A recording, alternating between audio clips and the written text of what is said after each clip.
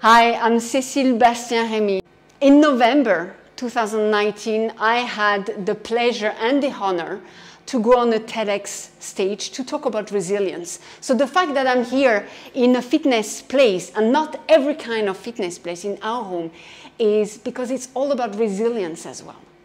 Now, my story on the TED Talk is all about, when I was 21 years old, I was involved in a car crash, a bad one.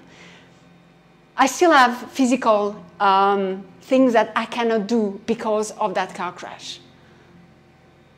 During the making of the TED Talk, my coach asked me how I build up resilience.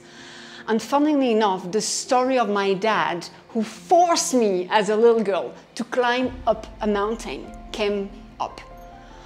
And since I'm a little girl, I'm completely convinced that if you feel fit in your body, you're fit in your mind, and you can just climb Everest, overcome challenges, whatever it means. I mean, we know that science says that when we exercise, the chemistry in our body is sending us some positive vibes. And trust me, right now, this is exactly what we need. So resilience is, yes, is your mind, but it's your body as well. And with that, look at that. Look at the muscles. Gosh, I'm exhausted. No, I don't see the muscles. They are so tired.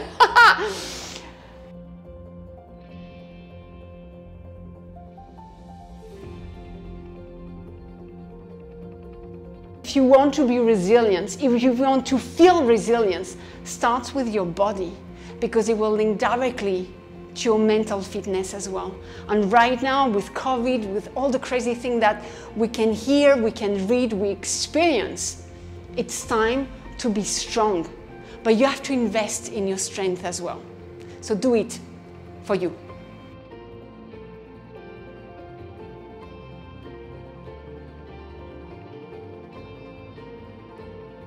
My TEDx talk presents a process to be resilient, because we hear that word so often, but we don't actually know very well if it's a process, if it's a thing, if it's an attitude, if it's an attitude to have. So let me give you the 3-step process to resilience, the way I experienced it. So let me take you back to the 13th of June, 1993. I'm 21 years old, and I'm a victim of a car crash. Let me just give you a couple of numbers. 28 hours of surgery. I lost an eye. I lost hearing on this side. I can't smell others, but worst of all, I lost somebody that I loved dearly. So how do you recover? I was 21 years old and I was truly wondering, am I going to recover? And if I recover, how am I going to do it? Those are the questions that when you face challenge you have, and guess what? All the answers, they are inside books on psychology, and it's not reachable, it's not easy necessarily to go and fetch those content.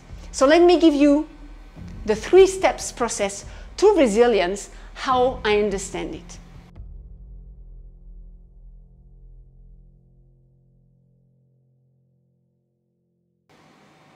First of all, when the disaster, when the challenge hits you right in your face, embrace it.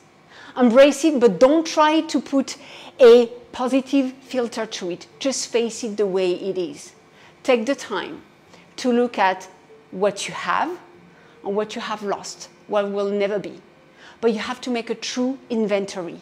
Don't filter with Instagram purple fluffy unicorn thing. No, that won't help you at all. You have to be realistic, and you have to embrace your new reality. Well, that's the step number 1, because when you finish that first step, you're ready to bounce forward. And by the way, bounce forward, that's the title of my talk. You may want to check it out. Step number 2. You can only advance in life if you can forecast yourself in the future. It could be a vision, it could be you in 15 years' time. It could be a role model you have. It could be a dream, a trip, whatever. But bring that positive vision of who you want to become and act every single day every single day, take one little step towards that vision. Is it going to be hard? Yes. Are you going to experience step backs? Absolutely. Will you need help? Yes. If you want to be resilient, you cannot do it on your own. I beg you to fetch the help. Okay, help, but not any kind of help. Anybody that tells you that your dream, your vision is crazy, ditch them away from your life. Only bring around you the people that are making you fly, that brings you wings. Ditch the rest. So that was step number 2. Step number 3. That's when you passed that big hurdle. The vision, or at least the first couple of visions, might have been reached already, but you're going for something bigger, grander. And you know what? You will be able to look back with gratitude, with calmness, without anger, at all the lessons you will have learned on the way. Yes, it's a very beautiful place. And in this place, in the 3rd step of resilience, this is where you gain all the confidence, because you turn back and you realize that what you thought was impossible, well, you did it.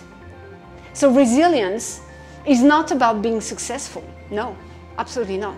Resilience is just a process to bring all the confidence you can have.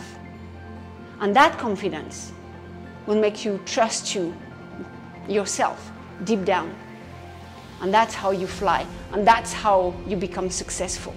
But it's not success as a comparable to other people. It's success according to you, according to what you want. And that's it. Simple. 1, 2, 3, bounce forward, be resilient, and just simply be happy.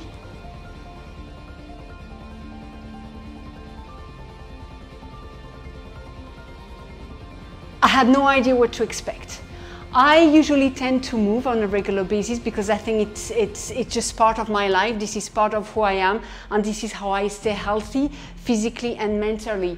Now, when I was trying especially this machine, I work with Elge, and I told her, you know, I was just holding for my life. I gave everything. And what came back to me was something I experienced with my dad. My dad was, and he's still, very ambitious, and he loved climbing big mountains. And you know what?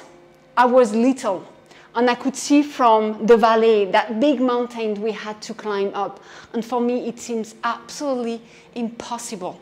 Impossible. It was just so far away. I could see the cloud up there. It was not feasible. But after a lot of bitching, yes, there was a lot of bitching involved, a lot of cursing, but a lot of determination as well. I did manage to climb that mountain. So what that experience taught me was the first approach to resilience and grit. And what I felt this afternoon using that torture and that wonderful machine, that's exactly the image I had. It's just you grab on it as if your life depends on it, and somehow this is building your strength. This is giving you all the positivity and the confidence that, yeah, everything will be fine because you can hold on to it.